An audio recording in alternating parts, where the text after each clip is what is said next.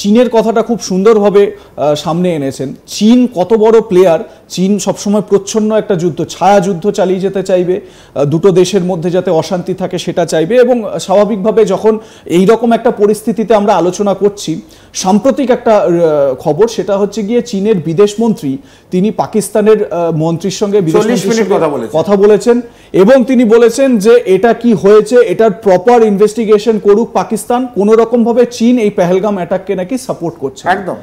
তার মানে এটা কি ধরে নেওয়া যায় যে ইস্টার্ন ফ্রন্ট, যেটা মানে বাংলা চায়নার জন্য আমাদের কাছে একটা বড় চিন্তার বিষয়, সেটা কি সেই চিন্তাটা? আমার মনে হয় চায়না যা করবে, আবার বলছি, পর্দার পেছন থেকে করবে, সামনে কিছু করবে না। আজকে পাকিস্তানের পুরো আর্মামেন্ট আর ধরুন যে ফাইটার জেটস আছে পুরোটা চাইনিজ মেক, এগুলো কোনোটা যুদ্ধে টেস্ট হয়নি, এবার হবে। 71-এর পর এরা সব এগুলো কিনেছে।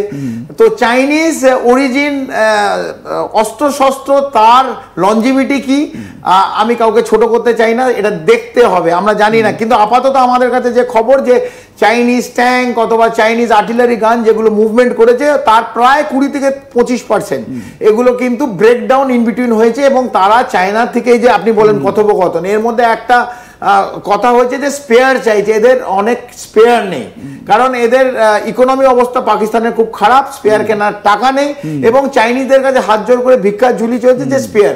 তার সঙ্গে সঙ্গে এয়ারক্রাফট, আমরা জানি J-70, এই শাহবাজ শরীফ তিনি $1.4 বিলিয়ন চীনের কাছে সাহায্য চেয়েছে এই সময়, আমি জানি এটা, ওই জন্য আমি বললাম। এবং J-10, এই দুটো এয়ারক্রাফটেরও স্পেয়ারস তারা চেয়েছে, দুটোই চাইনিজ এয়ারক্রাফট। কতটা এয়ার ওয়ার্দিনেস এটা ফ্লাইটে, এয়ার স্পেসে কতটা করতে পারবে অ্যাজ এ ফাইটার জেট দেখতে হবে। এবং যদি ভারত, যেহেতু আমাদের এয়ার সুপিরিয়রিটি আছে, সেইখানে যদি এই জাহাজগুলোকে J-10 অথবা J-17 আলফা যদি মেরে ভেঙে দেয়, মানে ওপর থেকে যদি উড়িয়ে দেয়, তাহলে চায়না আর কোনোদিন পুরো বিশ্বে কোনো রাষ্ট্রকে বিক্রি করতে পারবে না। এই জায়গা থেকে বিক্রি করতে পারবে না। মানে একটা খুব বাংলা কথা আছে যে চীনা মাল বেশি দিন টেকে না। একদম, আমি ওটা বলতে চাইছিলাম। এবারে যাই হোক, মানে শুধু এটা চীনা মাল বলে ব্যাপারটা নয়। এখন মানে এরকম বিড়ম্বনা যে আমেরিকারও একটা নির্দেশ আছে পাকিস্তানের ওপর যে তুমি F-16 এরকম ভাবে ইন্ডিয়ার ওপর এগেইনস্টে চালাতে পারবে না। তার আরেকটা কারণ আছে, কারণ আপনার মনে থাকবে অভিনন্দন বর্তমান MiG-21 বাইসন নিয়ে F-16 ধ্বংস করে দিয়েছিল।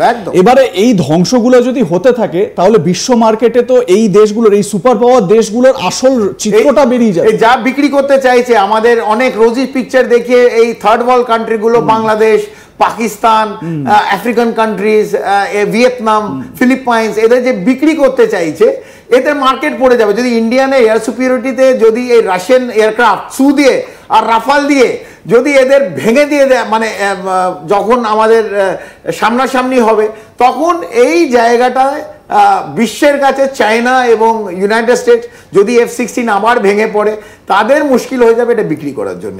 তো আমার মনে হয় যে চীনে মাল আমি বলতে চাই না, যেহেতু আর্মামেন্ট ইউজ করছে। Air security as far India is concern, we are much both naval এবং এয়ার সিকিউরিটি, আমরা we are much ahead.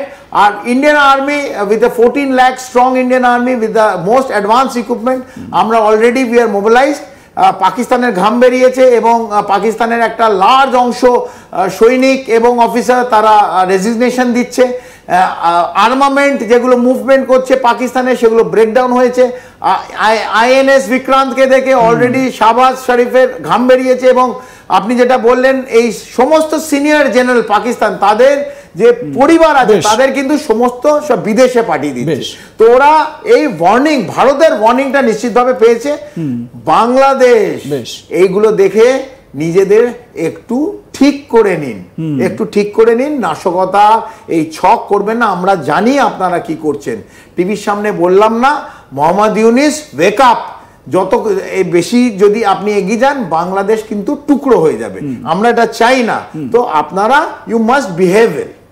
বেশ, অনেক ধন্যবাদ আপনাকে দীপ্তাংশুদা, এবং আপনাদেরও ধন্যবাদ আমাদের সঙ্গে এতক্ষণ থাকার জন্য। এবং ভারতের এই মুহূর্তে একজোট হওয়ার দরকার রয়েছে। যে সমস্ত মানুষ জায়গায় জায়গায় পাকিস্তান জিন্দাবাদ স্লোগান দিচ্ছেন ভারতের অন্দরে, তাদেরকে বলবো সেই পাকিস্তান কিন্তু আপনাদের খাওয়ায় পড়ায় না। এবং সেই পাকিস্তানে যদি আপনারা যান, সেখান থেকে দুধ ছাই, লাঠি ঝাঁটা এসবই খেতে হবে। এই ভারতই আপনাদেরকে দেখবে। তাই ভারত মাতা কি জয় বলুন, বন্দে মাতারম বলুন। আপনি চীনের কথাটা খুব সুন্দরভাবে সামনে এনেছেন। চীন কত বড় প্লেয়ার, চীন সবসময় প্রচ্ছন্ন একটা যুদ্ধ, ছায়া যুদ্ধ চালিয়ে যেতে চাইবে, দুটো দেশের মধ্যে যাতে অশান্তি থাকে সেটা চাইবে। এবং স্বাভাবিকভাবে যখন এই রকম একটা পরিস্থিতিতে আমরা আলোচনা করছি, সাম্প্রতিক একটা খবর, সেটা হচ্ছে গিয়ে চীনের বিদেশমন্ত্রী তিনি পাকিস্তানের মন্ত্রীর সঙ্গে কথা বলেছেন এবং তিনি বলেছেন যে এটা কি হয়েছে, এটার প্রপার ইনভেস্টিগেশন করুক পাকিস্তান। কোনো রকম ভাবে চীন এই পেহেলগাম অ্যাটাককে নাকি সাপোর্ট করছে একদম।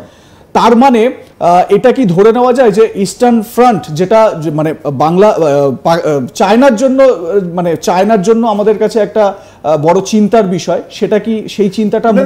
আমার মনে হয় চায়না যা করবে, আবার বলছি, পর্দার পেছন থেকে করবে, সামনে কিছু করবে না। আজকে পাকিস্তানের পুরো আর্মামেন্ট আর ধরুন যে ফাইটার জেটস আছে পুরোটা চাইনিজ মেক। এগুলো কোনোটা যুদ্ধে টেস্ট হয়নি, এবার হবে। 71-এর পর এরা সব এগুলো কিনেছে।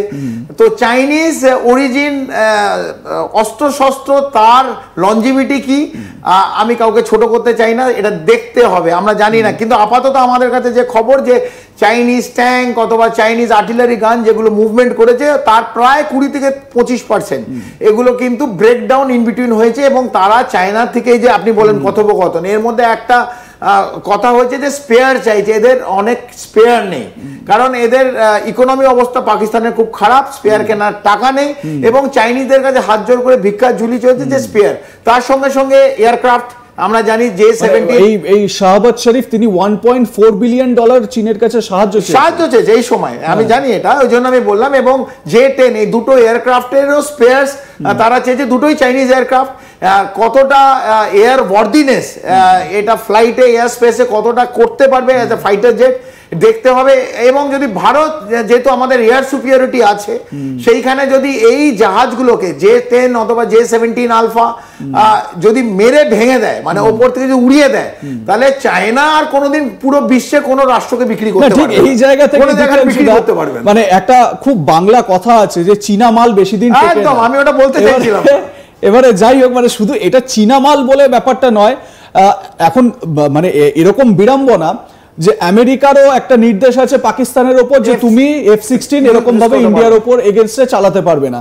তার আরেকটা কারণ আছে, কারণ আপনার মনে থাকবে অভিনন্দন বর্তমান MiG-21 বাইসন নিয়ে F-16 ধ্বংস করে দিয়েছিল।